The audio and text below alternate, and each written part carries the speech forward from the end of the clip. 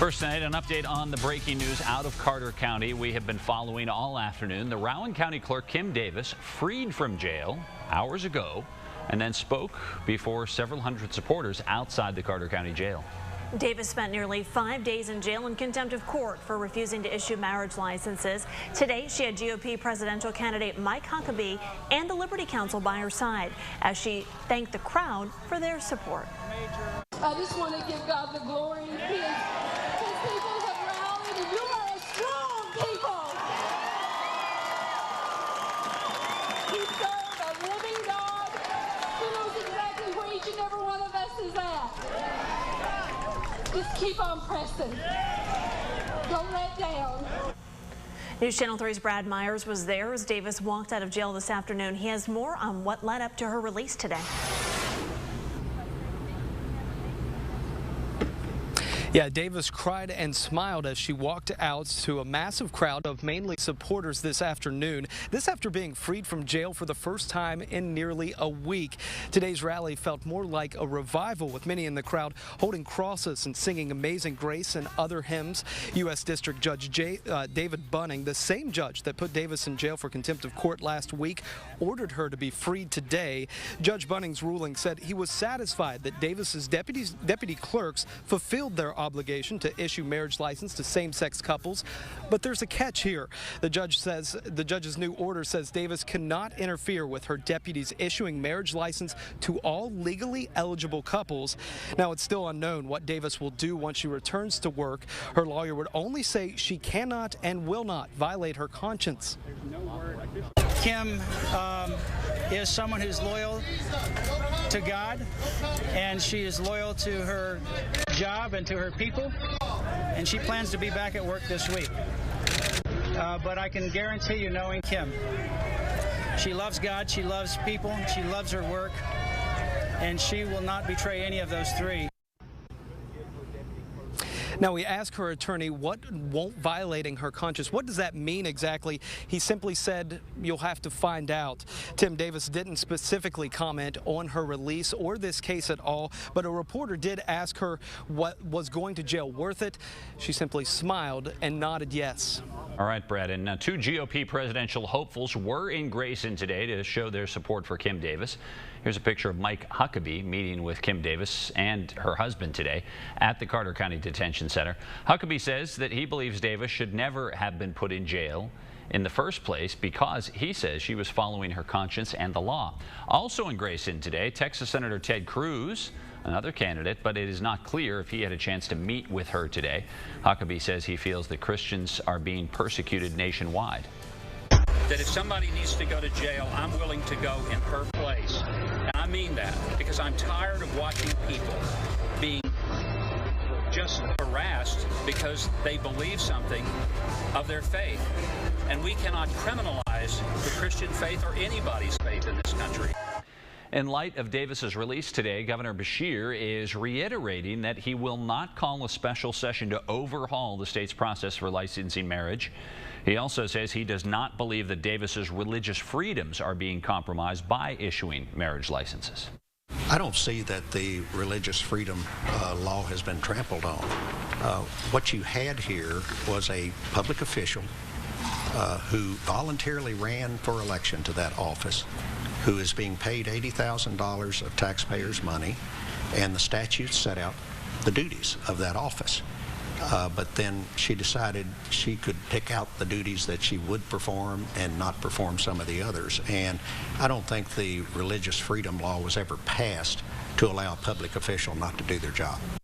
Over the last 5 days, crowds continue to grow each and every day outside the jail as supporters called for her release. And today, hundreds of people were there singing hymns and reading scripture as they waited for Davis to be released.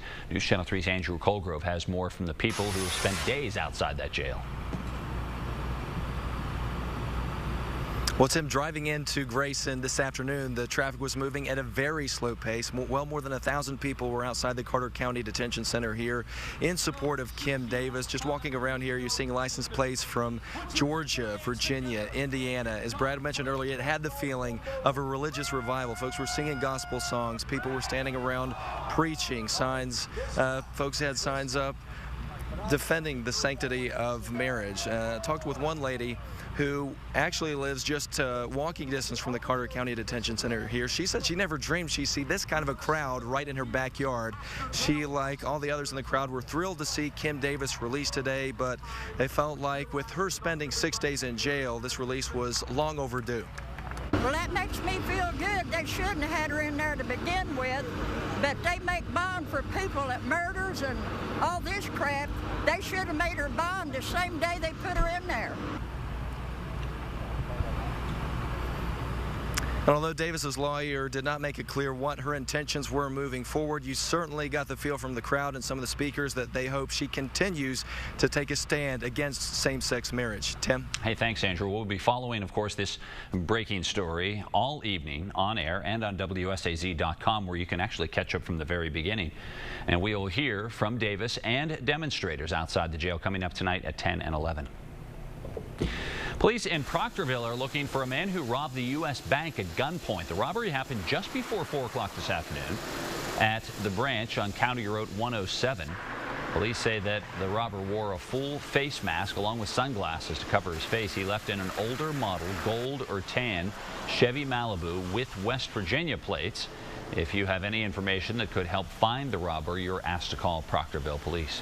2 people are facing charges tonight in the death of a teenager from Greenup County. The Greenup County Sheriff says 19-year-old Maddie Conley was found dead on State Route 784 around midnight. The sheriff says that she died after some type of ATV accident, but is not releasing any other information right now due to the investigation. James Ratliff was charged with second-degree manslaughter following her death, according to the sheriff. A 17-year-old in this case has also been arrested. The sheriff is expected to release more details about exactly what happened tomorrow. The driver of a pickup truck is in critical condition after being thrown from the vehicle early this morning. The crash happened about 6:30 in the morning on State Route 94 between Marmet and the Boone County line. Investigators say the pickup truck driver was headed north when the truck collided with a log truck that was headed south.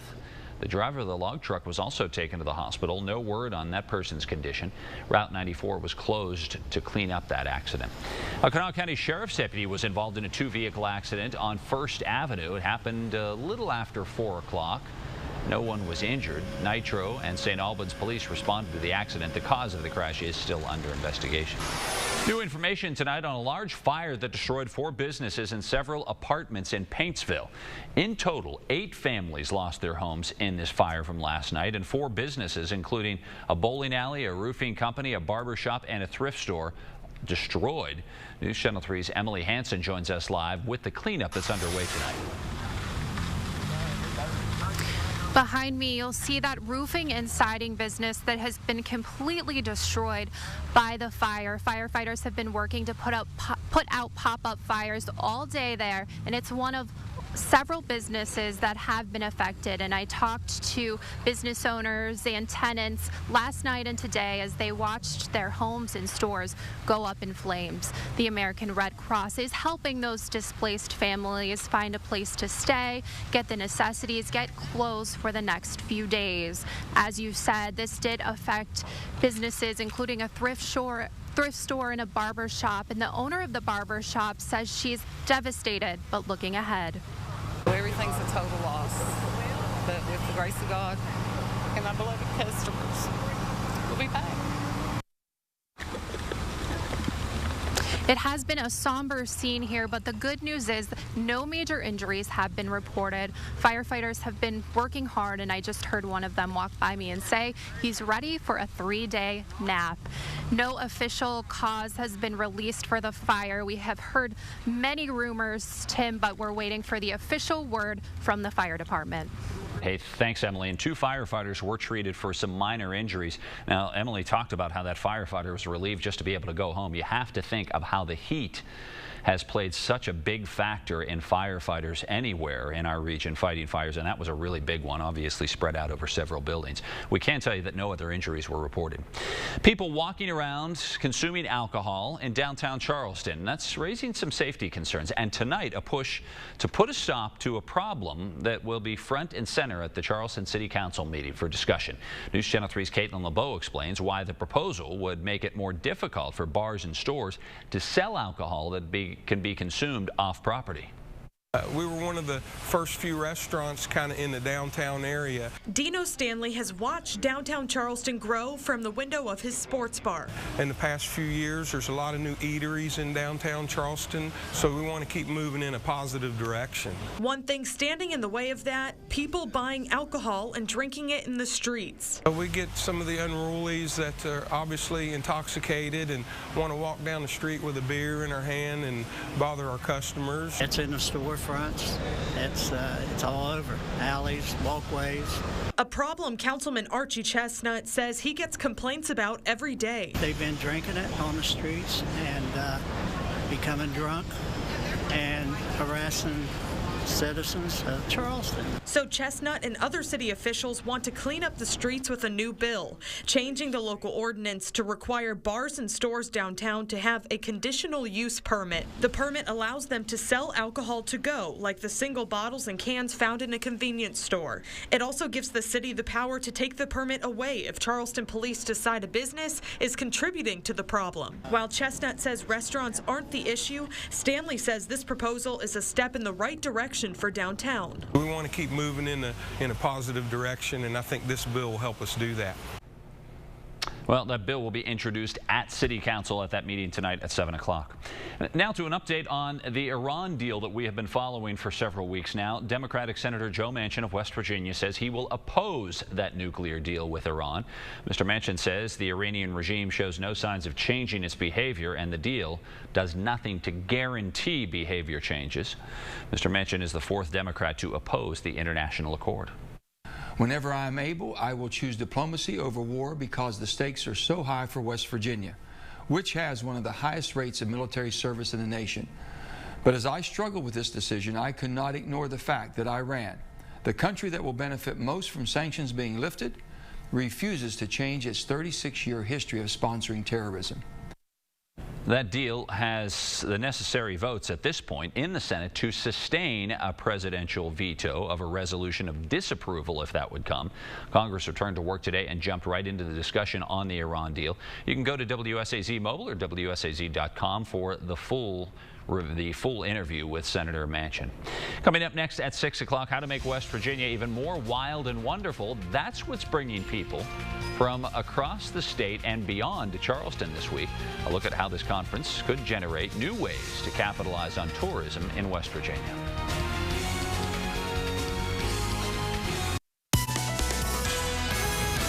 First warning weather. 6:15 on the button. Our West Virginia Lottery weather cam on the mighty Ohio River in Point Pleasant, looking toward the Silver Memorial Bridge with a gathering evening cloud cover.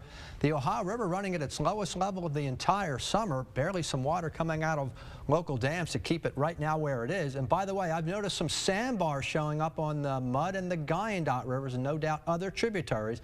That's usually a sign of a drought coming in, but let me stress, after a wet summer, we're just in a long dry spell, not a drought.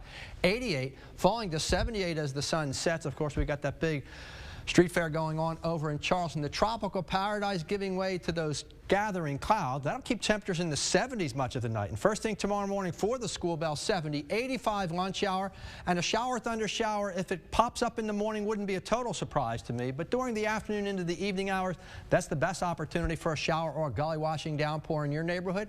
And that combination should keep the temperature under 90 degrees. 90 Huntington, Grayson over to Tracy Park in Portsmouth. I was in Portsmouth for the big River Days parade on Saturday. Drove through 2 torrential downpours on my way home, only to break out the sunshine in areas that did not have that. 88 Spencer down toward Logan. It's temperatures in the mid and upper 80s. But the 40% humidity is just squelching any opportunity for showers to form. We have had some clouds bubbling up, and Kellyanne was tracking a couple of light showers or sprinkles trying to form out the Wayne National Forest, but these will fade away because the air is just too dry. It's like having that dry throat.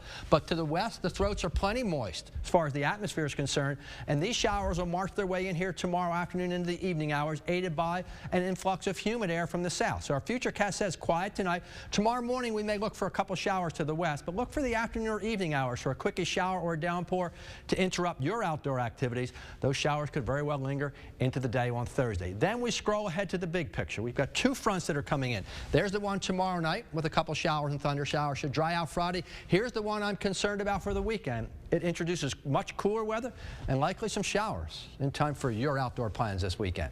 So let's pinpoint the forecast. And your first morning report goes like this. Here this evening, it's a midsummer feel here in September. Beautiful red sky sunset coming on as those clouds gather. Temperature settles back to 80 as the sun goes down, and by dawn we'll be in the upper 60s and low 70s.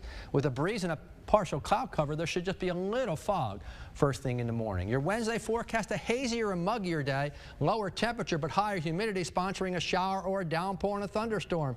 Afternoon into the evening hours favored, high temperature mid and upper 80s. A couple showers and thunder showers linger Thursday. Hopefully we dry out Friday and Friday night football before the weekend. We've got the battle for the bell. We've got WVU at home. We've got Chili Fest. Right now I'm thinking a little more pessimistic with an unsettled pattern and probably some showers around over the upcoming weekend, Tim. All right. Hey, thanks, Tony. Hundreds of tourism professionals from 12 different states have flocked to Charleston to see what the Mountain State has to offer and also help come up with some new ways to make it even more wild and wonderful as far as tourism is concerned. News Channel 3's Kathleen Moxley joins us live from Capitol Street at the fair on Capitol Street, which is a small part of a big conference this week.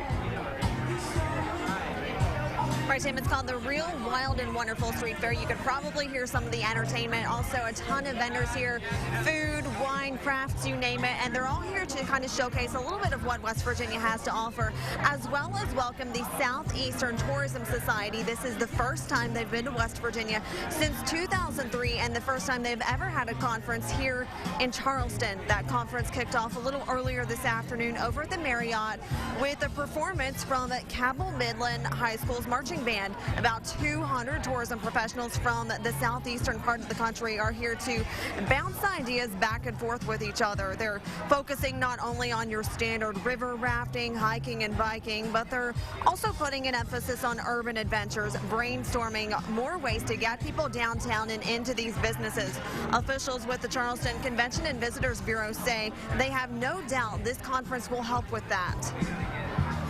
This is our peer group. These are other top-notch tourism professionals that are coming in, seeing Charleston maybe for the first time. So we take great pride and great ownership in being able to host something like this.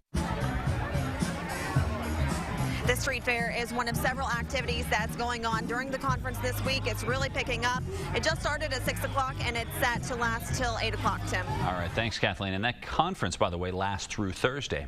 Up next, Marshall's new QB proves he's ready to lead, and Ohio State puts some talent on display.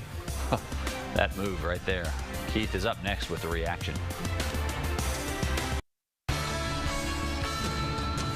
All right, Keith is in to check sports, and quite an impressive show by the #1 team in the country last night. I mean, everybody was kind of shaking there. I mean, Virginia Tech is not the Virginia Tech of old, but... And they lost their quarterback, to be fair, and they were hanging there. That didn't help, but Ohio State, the quarterback wasn't playing defense for Virginia Tech. So many weapons, Tim, so many weapons. While the entire country, including UFC fighter Ronda Rousey, wondering who would start at quarterback for the Ohio State Buckeyes.